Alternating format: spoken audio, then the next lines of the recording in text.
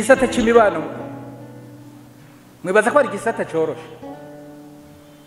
Igisata c'imibano ni igisata gikomeye cyane.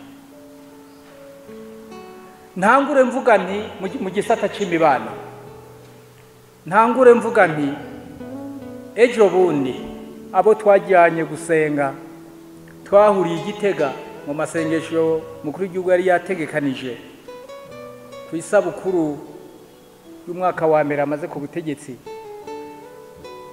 Hariho umumenyeshamana yasenze atwigisha ku bintu bijanye n'umuryango. Umuryango ni ikintu gikomeye cyane, kuko umuryango niyo ntango ya byose.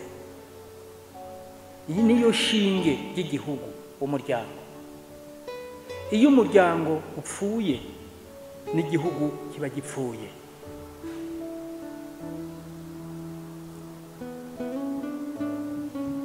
Umuntu mwashaka yovuga ati umbwiye uko umuryango umeze ncamenya n'ingene igihugu giteye. Turabasavye Banyamakamba, mugarukire umuryango, mugarukire umuryango. Gute? Jewe ndamaze iminsi numva, iminsi myinshi numva abavyeyi batakamba aterega uruvyaro rwatunaniye kurera. None nimba rubananiye kurera, mushaka ngo abarinde abarerera? Ico ni ikibazo. None ko kera bavuga ati umwana ni uwa Burundi, umwana aregwa na Burundi, none mweho ubu birabananiye kandi mwitwa Barundi, twitwa Barundi, atoya twarahindutse mu mitwe. None mwahindutse mu mitwe kugira ngo muhebe uruvyaro rwanyu, muhebe amabanga yanyu yo kurera. Atoya biratunanira. Namwebwe hani Makamba nico kimwe, murafise ibyo bibazo, ibibazo vy'imibano, ibibazo vy'umuryango. Uretse namwebwe no mu gihugu cyose izo ngorane zirimwo, kuko iyo tuvuga ngo tugenda tuja mu bintu by'amajambere, amajambere murazi ko duhereye ku bakoroni bagiye bahanagura, mwarabyumvise umunsi wo kwikukira mu ijambo ry'umukuru w'igihugu, ababwira ati abakoroni baraje badusamburira imigenzo, badusamburira imico kama, badusamburira ubutunzi, baduhindura abanyamahanga.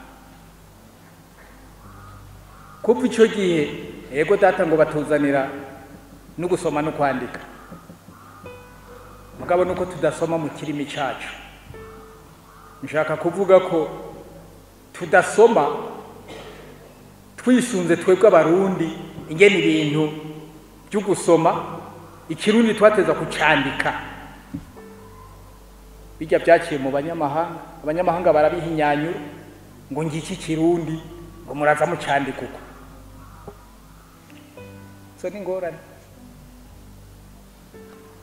Ibyo byose rero baragitakanze byose, kandi bica birabandanya bizira ko nibindi ngo nibyiterambere. Uno munsi bikaba ibyo bintu byose batuzaniye kugeza kuri ibyo ngo nibyo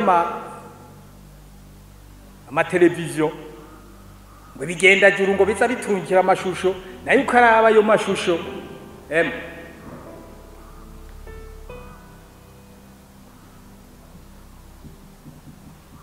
Imana muri Bibiliya niyo yatubwiye iti muragowe mwebwe mukanura ntimubone.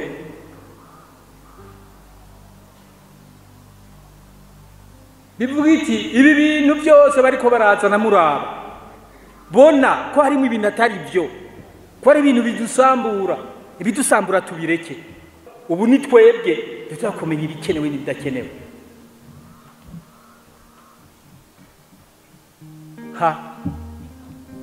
Iyo umuryango usambutse n'indero irasambuka, na politike irasambuka, n'ibintu byose birasambuka. Umukenyezi yumvise ko kubera ko umukenyezi mutumvikana, yumvise ngo wagiye mu wundi mugambi, cyavuga ati uwo mugambi ntawe njamwo, naho wo burimo ibintu byiza, ati ntawe njamwo kubera ko wugiyemwo kandi ari umugabo wiwe. Ati wowe wagiye muri rirya soko, ati nje ndarisohoka.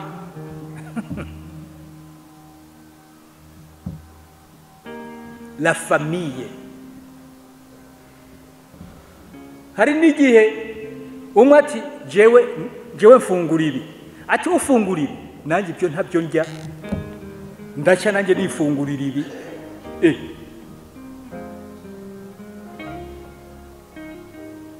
Ati wowe uryama muri kiya cyumba, ati nanjye ntacyo nzosubiramwo, ati ndiryamira mu kindi.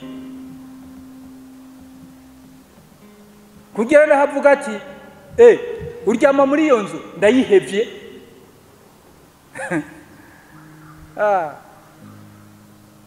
La famille, umuryango.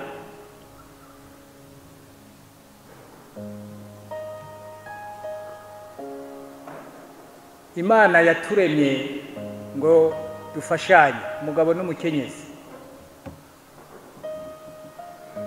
Ati umukenyezi yamuvanye mu rubavu rw'umugabo. Mugabo ni inyigisho, ikimenyetso kwabo bantu basangiye ugupfa no gukira, kuko ari umuntu umwe. None wewe uno munsi hageze ko uwo muntu umwe yongera yicemo ibindi bice bibiri.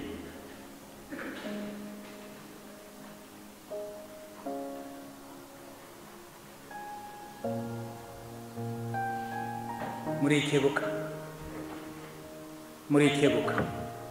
Jewe uco ndabahanuye, kandi ibyo ndiko ndavuga sindabivuga cyane muri detail, kuko murabizi hano mu ntara ya Makamba murabizi. Ariko icyo ndababwiye nuko umuryango upfuye,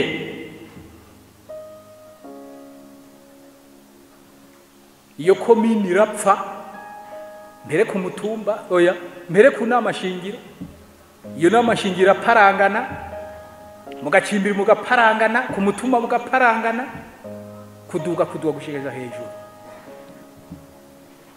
Nyanzarake ndayizi kandi nayibayemwo mu bihe bigoye. Bantu b'Inyanzarake muri hano ndababwire mwumve, twarakunda kuronka imanza, twari mu ntambara, ariko imanza twakunda kuronka bari abagabo bavuga bati erega muradutabara. Hari umuntu yaza yiruka afise ibyo bamukubise imiki imirabu yaho bamurabaguje kabisa igiti. Hari umuntu w'umugabo tuti yicara hariya ubanza ugarura kenge,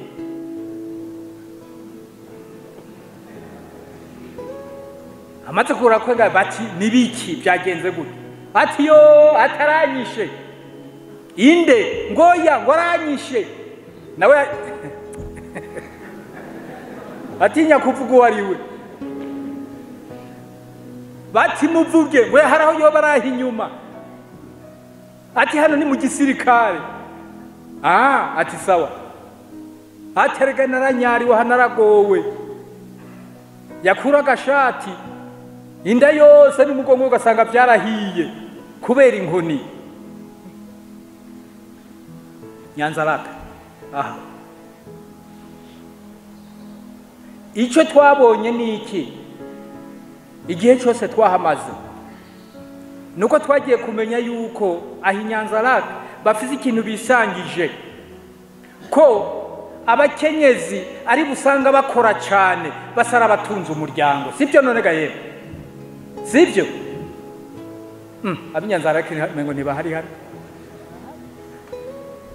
ugasanga nibo basa n'abatunze umuryango, ariko kubera icyo bagaca bashaka gukoresha n'amategeko yabo, ati kubona navutse ndi umukenyezi nkaza ndushwa no kuvyara no kurera, hanyuma ngatako nkakugaburira we mugabo wanje, ati unzwa ndagukubita inkoni 50 ku munsi.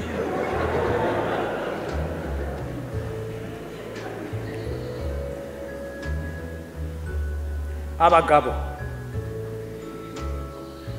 ntimwame mwifumbereje, mwama mwidoga ngo ubu noneho ndataha hehe. Oya, jewe nisunze ibyo Bibiri yivuga ati ubaha umugabo wawe mukenyezi, nawe mugabo ubaha mukenyezi wawe. Mu muryango harimo serugo, mugabo ushatse ko umuryango utagira serugo, ibyo n'ibindi bintu. Ariko umuryango umaze kubura serugo kandi atapfuye, cyangwa agira umufo serugo cyangwa umufo inarugo, iyo ni satani.